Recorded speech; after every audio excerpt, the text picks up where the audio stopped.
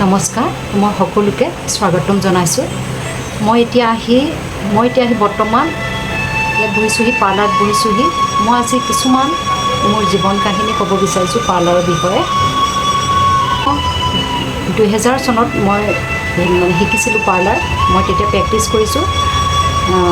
যেতিয়া মই প্ৰেক্টিছ কৰি আছোঁ 1-2 চনলৈকে মই প্ৰেক্টিছ কৰি আছিলোঁ তুলসী পাৰ্লাৰ। প্ৰতিঘাত পাই পিনে মই শিকিলোঁ আৰু মই বৰ জিদ আছিলোঁ। জিদত মই সদায় কাম কৰিবলৈ আৰম্ভ কৰোঁ। যি কি নহওক, যেনে তেনে যিয়ে নহওক, মই এতিয়া এখন পাৰ্লাৰ, সৰু সুৰা এখন পাৰ্লাৰ শিৱসাগৰ শিৱদৌলৰ ওচৰত মই সেইখন পাৰ্লাৰখন আমাৰ এটা কমিটি থাকে। কমিটিৰ পৰা মই লৈ পিনে এখন দোকান মোৰ নিজৰ নামৰ ৰেজিষ্ট্ৰেশ্যন কৰিছোঁ। আৰু ৰেজিষ্ট্ৰেশ্যন কৰাৰ পিছত 2010 চনৰ পৰা মই চুৰু কৰিছোঁ। মোৰ দোকানখন বহুত সৰু,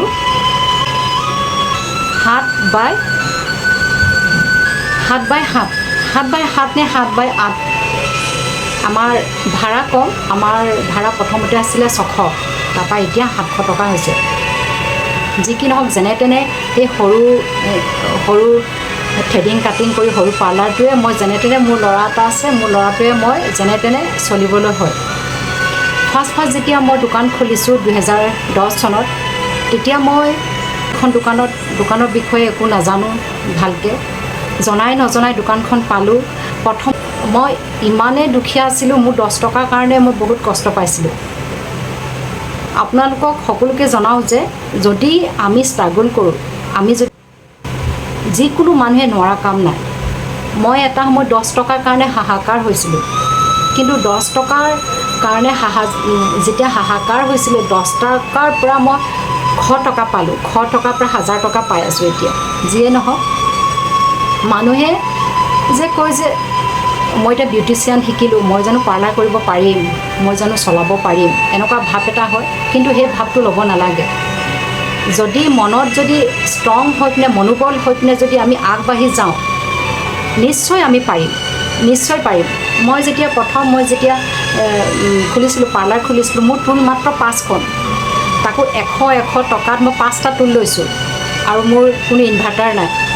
মই যেতিয়া লাইন গুচি গ'লে মোৰ অন্ধকাৰ হৈ থাকে। তেতিয়া মোৰ ওচৰ পাঁজৰ যিকেইটা পাৰ্লাৰ আছে সকলোৰে আছে, ইনভাৰ্টাৰ আছে, মোৰ নাই। মোৰ মনত বহুত দুখ পাওঁ। তেতিয়া মই যেনে তেনে 2 মাহমান চলোৱাৰ পিছত মই এটা সৰু 1500 টকীয়া এটা এটা লৈছোঁ, লাইট এটা লৈছোঁ, ইনভাৰ্টাৰ। 1500 টকা যে লাইন গুচি যায় তেতিয়া জ্বলি থাকে। মোৰ কাৰণে এটা ভাল, ইয়াতে আমাৰ ওচৰতে শিৱসাগৰ গাৰ্লছ কলেজখন আছে। শুকুৰবাৰে মই এটা নিয়ম কৰি দিলোঁ, মই মাত্ৰ 5 টকা থ্ৰেডিং লওঁ। যি কৰোঁ 5 টকাতে মই থ্ৰেডিং কৰোঁ। তেনেকৈ মই কাষ্টমাৰ টানিলোঁ। 16 শুকুৰবাৰে মই 5 টকাহে থ্ৰেডিং লওঁ।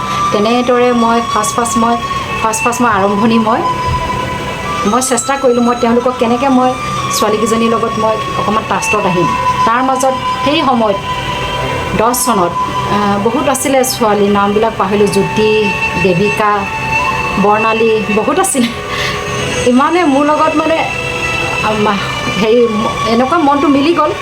মোক ক'লে যে বাইদেউ আপুনি চিন্তা নকৰিব, আপোনাৰ কাৰণে আমি সকলোৱে কাষ্টমাৰ আনি দিম।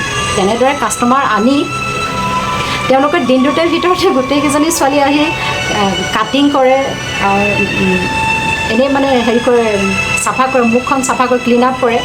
ফেচিয়েল ইমান নকৰে, সৰু ছোৱালী। তেনেকৈ চুলি কাটে, থ্ৰেডিং কৰে। তেনেকৈ মোৰ এনেই 100-200 এনেকৈ মই যেতিয়া পাবলৈ আৰম্ভ কৰিলোঁ, তাৰপিছত লাহে লাহে এটা লোন এটা ল'লোঁ। 2,70,000 নে কিমান লৈছিলোঁ, পাহৰিলোঁ। সেইটো যেতিয়া পইচাখিনি পালোঁ, তেতিয়া মাহে মই 5,000 টকাকৈ দিব পৰা হ'লোঁ। ইনভাৰ্টাৰ ল'লোঁ, AC ল'লোঁ, চকী অলপমান ল'লোঁ। শ্ব'কেছবিলাক অকণমান বনাবলৈ শ্ব'কেছবিলাক বনালোঁ। তলত কাৰ্পেট বনাবলৈ আৰম্ভ কৰিলোঁ। ৰংটো অকণমান কৰিলোঁ। এতিয়া অকণমান দেখিবলৈ ধুনীয়া হ'ল। তাৰ পিছৰ পৰা লাহে লাহে এতিয়া 2023 চনলৈকে মই দোকান চলাই আছোঁ। তাৰ মাজতো বহুত ঘাত প্ৰতিঘাত, নতুন নতুন ছোৱালী শিকিবলৈ আহে। কিছুমান ছোৱালী ভাল আহে, কিছুমান ছোৱালী বহুত খুব উগ্ৰ টাইপৰ আহে। বাইদেউ আপুনি 6 মাহৰ ভিতৰত আমাক কিয় ভালকৈ থ্ৰেডিং শিকাই দিব পৰা নাই, আমুক তামুক বহুত কৰে।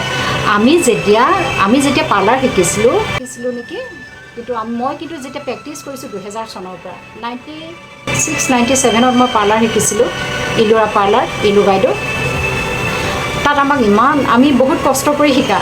আমি প্ৰথম যেতিয়া শিকিছোঁ তেতিয়া আমাৰ পাৰ্লাৰ শিকাৰ ৰেটটো 5000 আছিলে।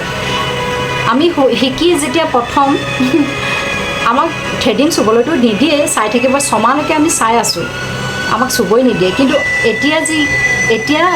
এতিয়া যিকেইজনী ছোৱালী মোৰ শিকিবলৈ আহে, মানে 3 দিন শিকিবলৈ আহেহে, ধৰিবলৈ দিবই লাগে। ধৰিবলৈ নিদিলে মানে সিহঁতৰ মুখখন ফুলি যোৱা লিখীয়া হয়। কিন্তু আমি এবছৰলৈকে চোৱা নাছিলোঁ, চুবলৈ পোৱা নাছিলোঁ। তেতিয়া কিন্তু মনত বহুত ভাবিছিলোঁ যে বাইদেউ আমাক চুবলৈ নিদিব নি। কিন্তু যেতিয়া আমি চাই থাকোঁতে এটা সাধনা এটা আহে যে পাৰিম নোৱাৰিম।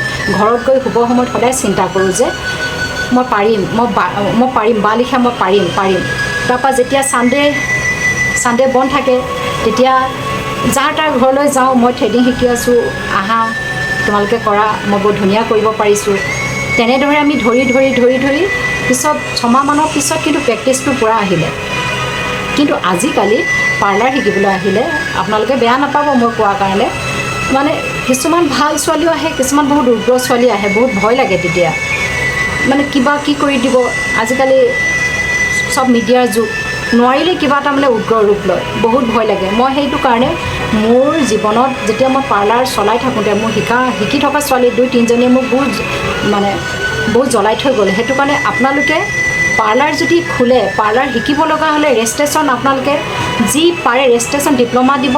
তাৰ উপৰিও ছোৱালীকেইজনী চাইহে ল'ব। কিছুমান ছোৱালী নজনাই যদি লয়, বহুত কেতিয়াবা আমি বহুত বিপদত পৰোঁ।